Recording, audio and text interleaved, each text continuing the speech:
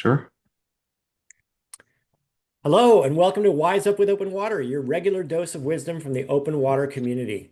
I'm your host, Ken Pasternak, an Open Water founding member as well as a contributor. And I'm happy to welcome Jared Koesten to today's episode, during which we'll be talking about how leaders can better manage people and processes to truly drive their bottom line. Jared is an executive coach and a fractional executive who advises founders, CEOs, and other key executives through growth, transformation, and reimagination. With over 20 years of executive leadership experience, Jared helps businesses tie profit to people by identifying and eliminating people and operational frictions that cause financial drag on the business.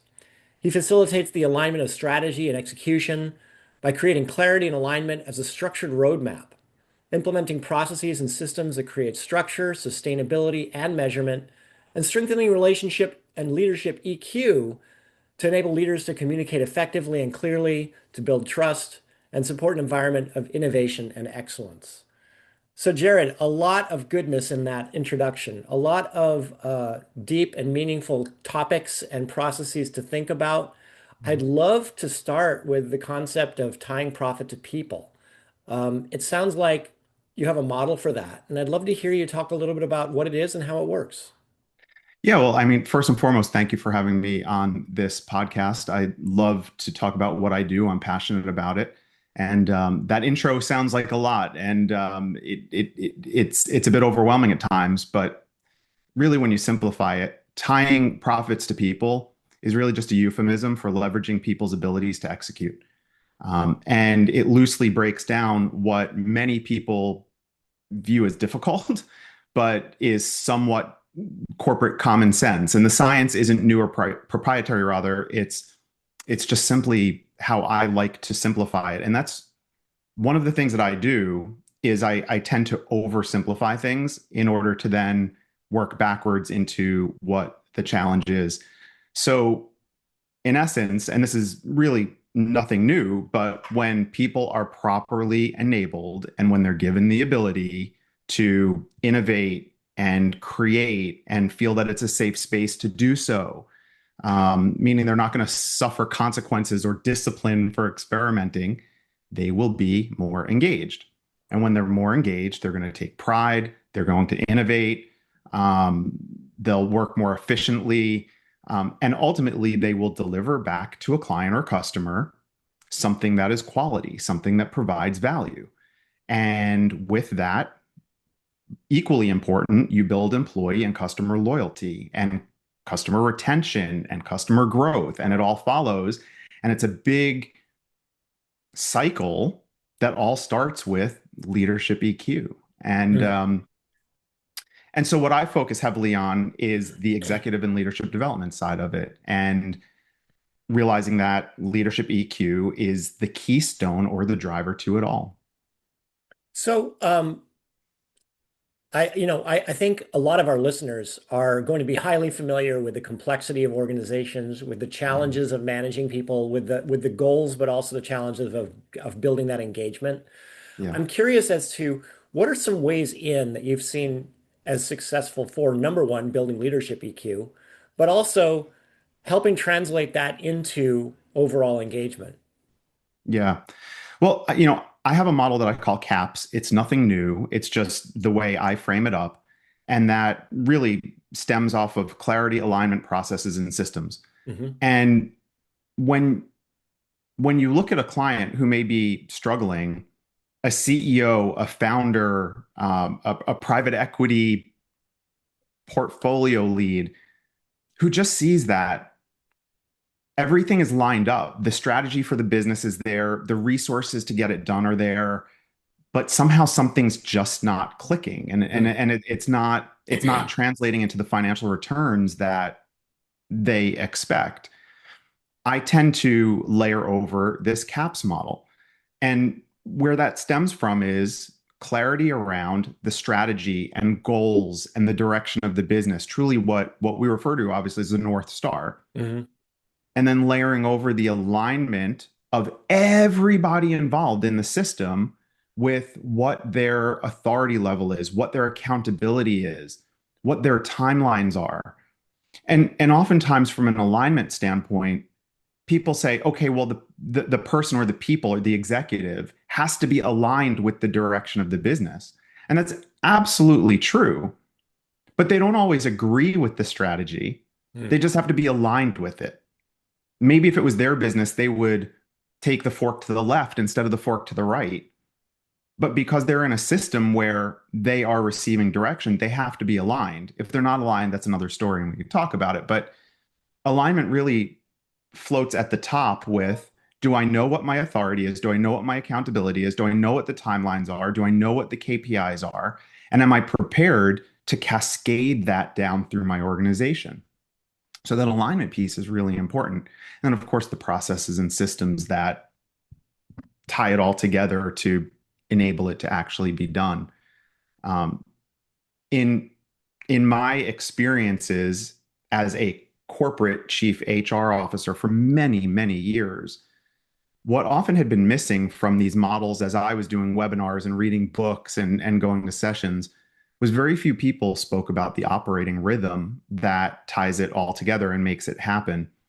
And so I try to look at whoever is the intake point at a business, usually a CEO, or obviously it could be a CFO, but it's usually a CEO or a board member or a chief operating officer.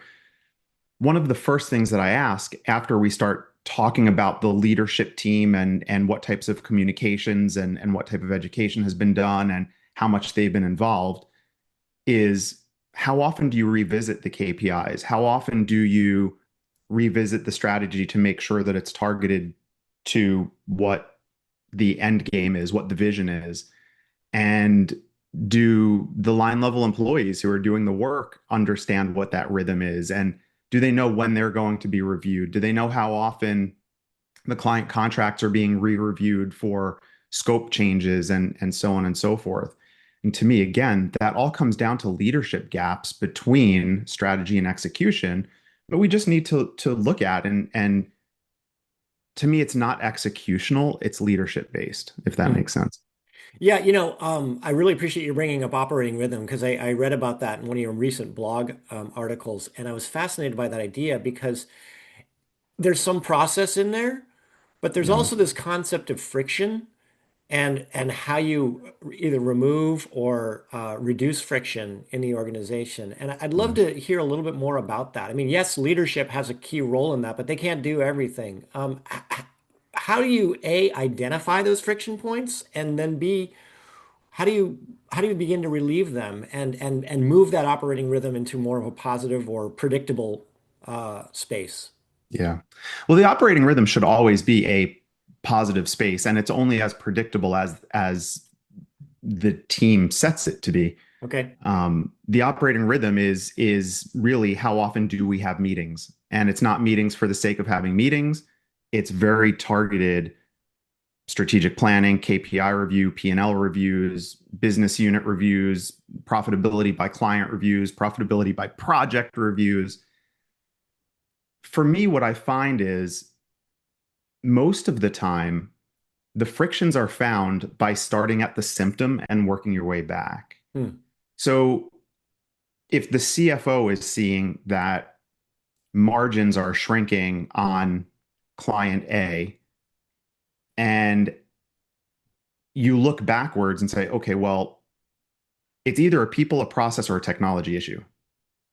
We know that business is all broken down to people, process, and technology systems. So if we look at why we're leaking margin, the first place I go to is staffing, people. Are we over servicing the client, or are we allowing scope creep, or have we misscoped it in the first place? Oftentimes that may prove out. It is what it is. They have pricing calculators, so on and so forth. Hmm. But sometimes in this example, what we'll see is, well, we had a staffing plan for this many people at this cost, so on and so forth. But the reality was we had five extra people thrown onto this client, and that billing ultimately tore out the margin. It ate up the margin. So then my next question is, well, why did we do that? Sometimes it's a mistake. Hmm.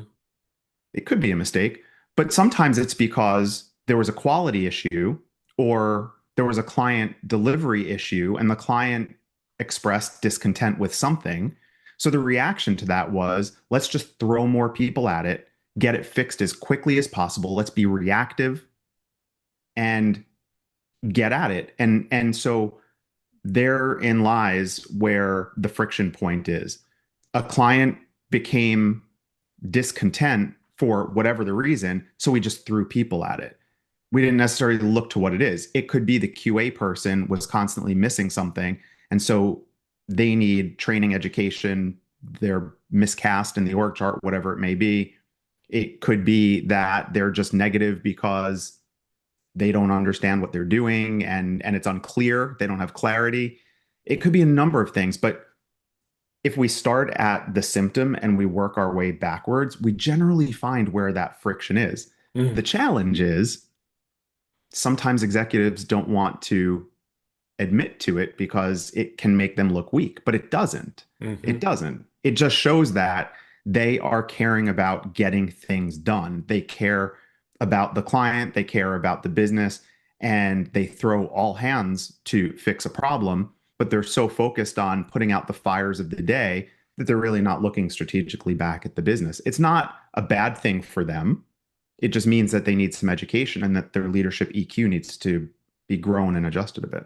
Yeah, I'm really glad you returned to leadership EQ because that's what's been kind of bubbling in my head. It's like, okay, so operating rhythm has to do with structure and process, right? It's a Mhm. regularity, it's a standardization. It's not adding more meetings, like you said. It's just making the best out of the structure that we have so that people understand it.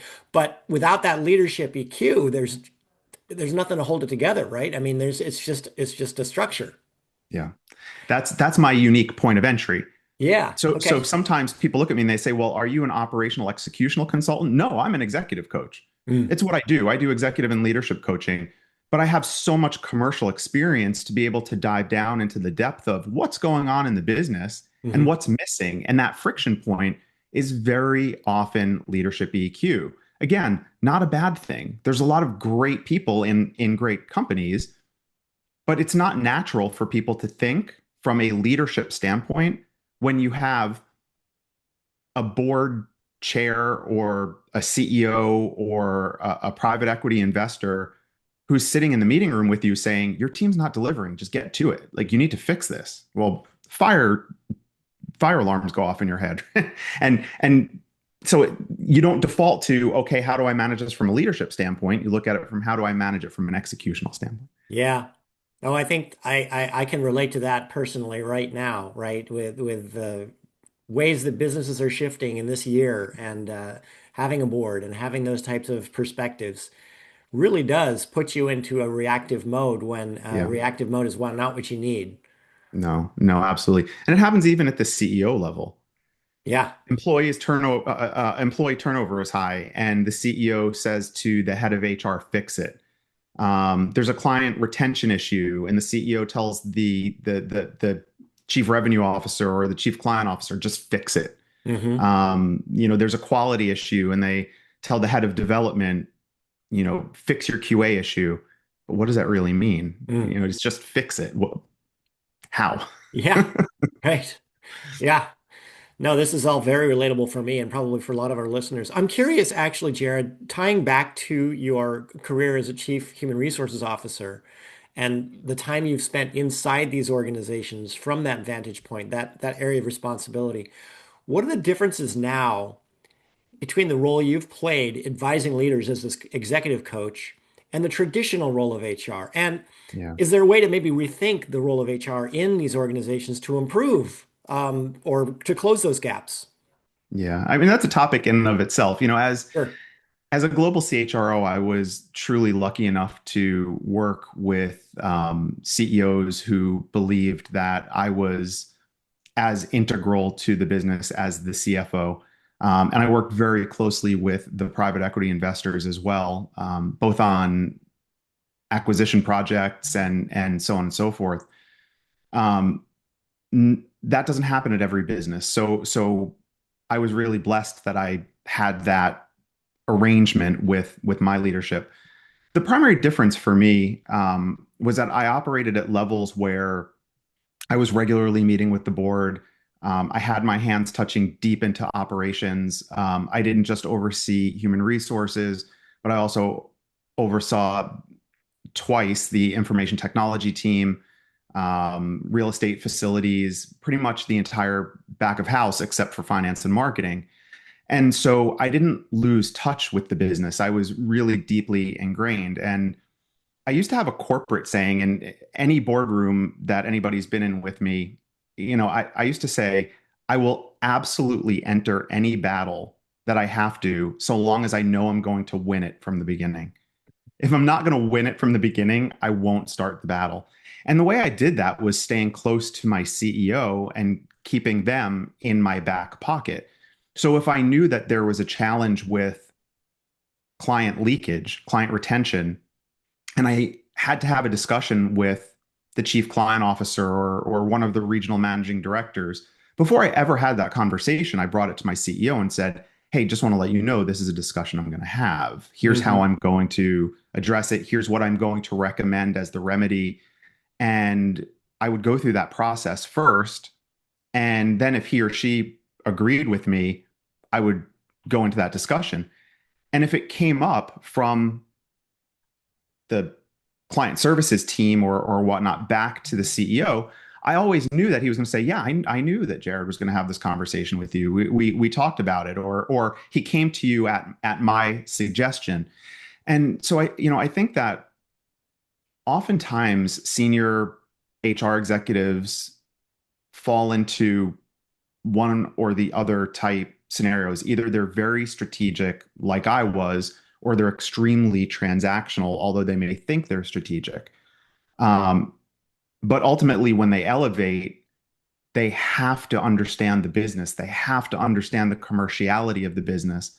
I used to challenge my teams to be more passionate about the industry we were operating in than actually doing HR work. I didn't care if people were SHRM certified or payroll certified or whatnot.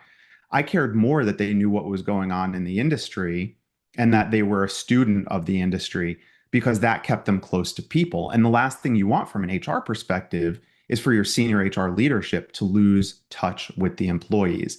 That's when bad things happen. So if you can walk into a break room and start talking about what's going on with the clients or the business, all of a sudden you're not just that HR person, right? And oftentimes it helps to elevate. So I just view that successful HR is to first understand the business, the financials, the strategy, the industry. Um, many years ago, I used to have my team once a week present. We used to do a team lunch. We would get in food. We would sit around a conference table. The people that weren't local would call in. And one person on my team every week would present about the competitive set, something they read in one of the trade organization journals or something that was trending online about something happening within our industry.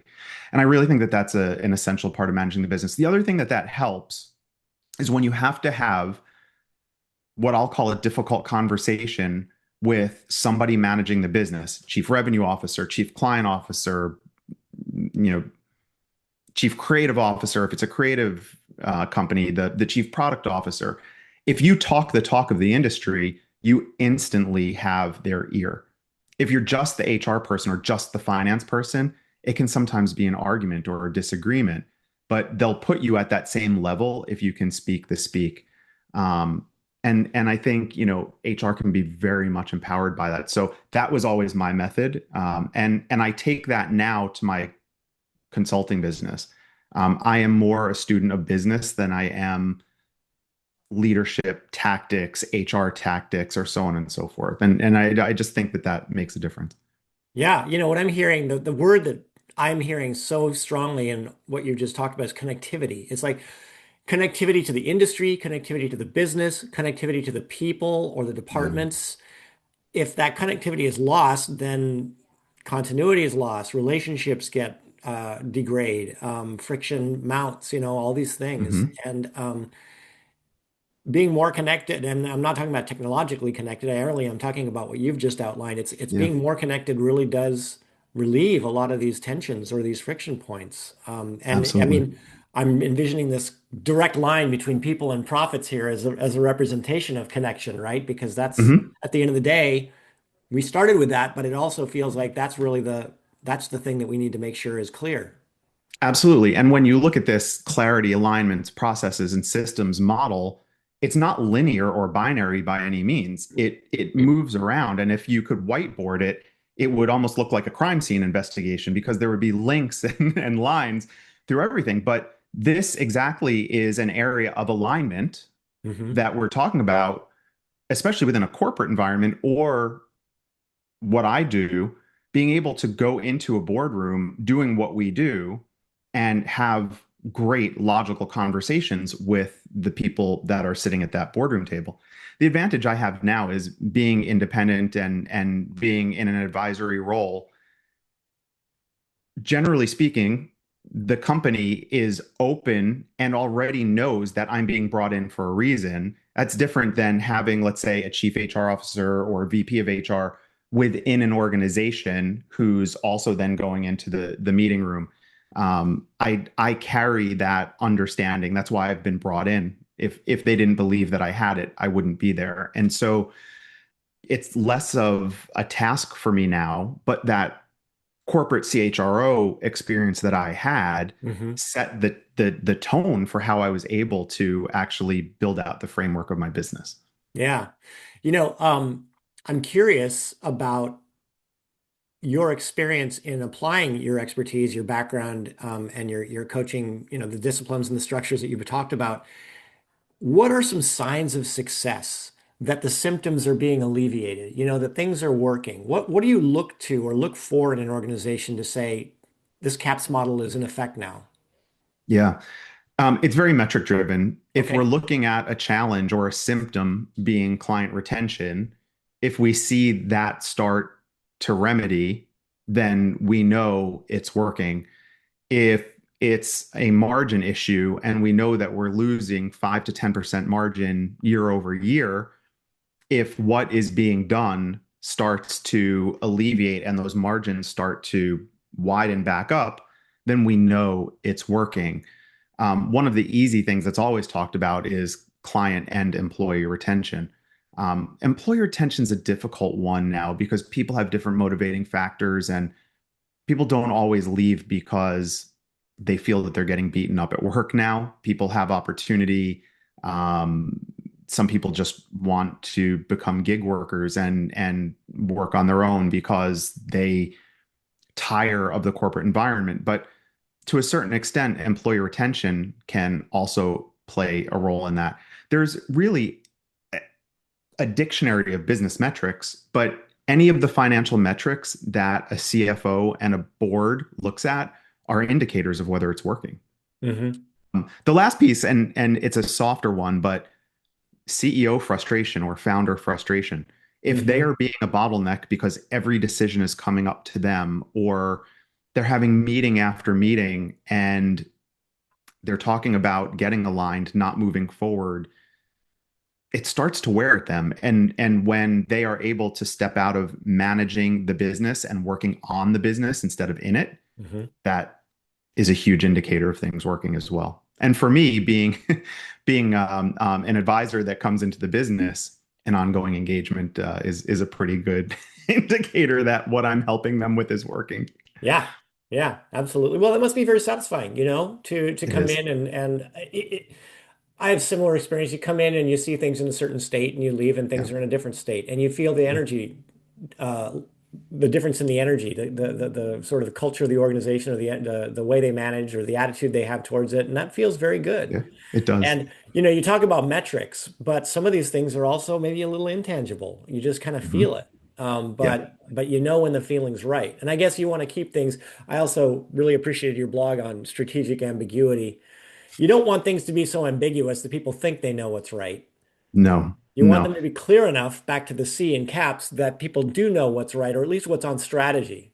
Yeah. Yeah. Ambiguity is one of the biggest black holes an organization can have. And, in absence of facts, people create stories and those stories become the reality. And that's very difficult to come back from. Mm. Very difficult. I'm so glad you put it that way. I mean, that, yeah, if people don't know what the right way to, people want to do the right thing generally, but if they don't know They what do. that is, they're going to do their own thing. Hmm. And that's when you're talking about these entrenched narratives that can be really hard to unwind. Absolutely.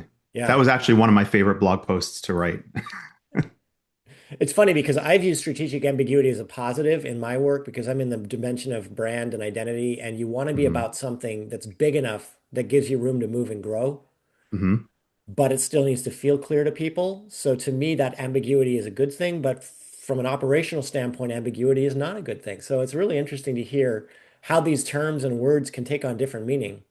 Absolutely. And I spent many of my CHRO years in the marketing and advertising space. Hmm. And you're right, when you're talking about branding and there's a certain bit of sexiness behind having that ambiguity, and it makes things deep, and it brings out emotive feelings that are just like, wow, what's to come, right? When you think Hmm. about some of the movie trailers and sci-fi movie trailers, it's really exciting. It gives you an instant dopamine hit. Yeah. But when it comes to managing people, it's the opposite. I think that's really important. I'm really glad that you wrote that. I'm glad you enjoyed writing it because it struck me as, you know, not everything can be painted with the same brush, right? And No. and and you've got to be able to really tune in back to EQ to Hmm. where you are and where the rigor is needed, where the structure is needed, and where maybe it needs to be a little freer or, Yeah. where the inspiration needs to hit. Yeah. Now I'm hearing a lot of really powerful lessons that I can take back to my own organization here. So, I appreciate it. one of the things I wanted to ask actually is, we've talked about a lot of topics related to your work. What are the two or three things you'd love our listeners to really walk away with and take back to their own organizations or their own individual practices? I'll go back to what I said earlier. I think everybody has to be a student of the business Mhm. in order to truly understand what they're doing and to care about it. Um, I would say number two, for the HR practitioners who are listening, you can balance risk and compliance and keeping the human side of it human. We tend to overthink and overcomplicate things, but it's not about putting people or processes into a box. Like I said, it's very nebulous, and we can leave the guardrails to somewhat to the attorneys, but there are ways to manage that. And then the last piece is there are friction points within businesses that sometimes people don't understand because we focus so much on the symptom and we react to the symptom. But to properly manage a business and to properly grow, I should say, a business, we need to focus on what is causing the frictions, not to keep fixing them. If we keep, trying to layer spackle over the crack, but the crack keeps showing through, it's not going to solve anything. And eventually we're going to have a much bigger problem. We're going to have to put a new piece of drywall on. And businesses are the same way. That's great. I really appreciate that metaphor at Yeah, the very thank end you. there. It's very visual. And having been a homeowner, I've also had that very problem. So, We all have. I'm looking no, at one it's right now. that's great. That's really, really helpful, Jared. So, listen, you've given us a lot here today. I really appreciate the master class I've just been given, and I'm looking forward to hearing what other people have to weigh in on. What can the community do for you? Yeah, I appreciate it. I mean, there's a lot of coaches, advisors, fractionals in the community. The demographic of open water is built to kind of establish that, and so it's kind of self-fulfilling that way. Just as much as I want to support colleagues that I make and network for connections here, I also look for business opportunities, and whether that's clients or partnerships for engagements or otherwise. I'm here to, as the group says, give and get. So I think that there's opportunity for a lot of people. I've been, I think, part of this group now for maybe 6 or 8 weeks. I've Oh, attended a lot of different events online. I've tried to meet with as many people as I can individually on Zoom calls. And I think that, as I was feeling it out, trying to determine if it was right for me, there's a lot of great people in here, and I think we really can help each other. That's terrific. That's terrific. I agree. Yeah, We just crossed the threshold of 1,000 members. So amazing. congratulations to us all. Yeah, But welcome to the community. It's a relative thank newbie. you. I'm really glad you're taking advantage of the network and the activities in the platform. Yeah. How can Open Water listeners reach you if they'd like to follow up on this conversation? Yeah, well, I have a very easy email address. It's jared@jaredkoesten.com, and that routes to my business inbox. My business name is a bit long and it can get confusing. So jared@jaredkoesten.com. I'm very easy to find on LinkedIn. And of course, I'm reachable on the open water community. Just search for my name, Jared, just like the jewelry store. Yeah.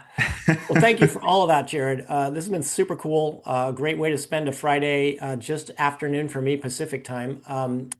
Any final thoughts that you have for the group? I'd really love to thank you for your time, and look forward to meeting you in the real sometime. Yeah, absolutely. I really appreciate the opportunity to come on and chat with you. The previous chats we've had have been amazing, and this one just as much. Definitely looking forward to meeting you face to face at some point. I'm East Coast, but we can figure it out. The last thing I would say to the community is make use of the community. There's a lot of great, talented people here. That's great. Thank you so much. Jared Koesten, Thank you. thank you for spending time with me today. Pleasure. Thank you. All right. Bye-bye. Bye.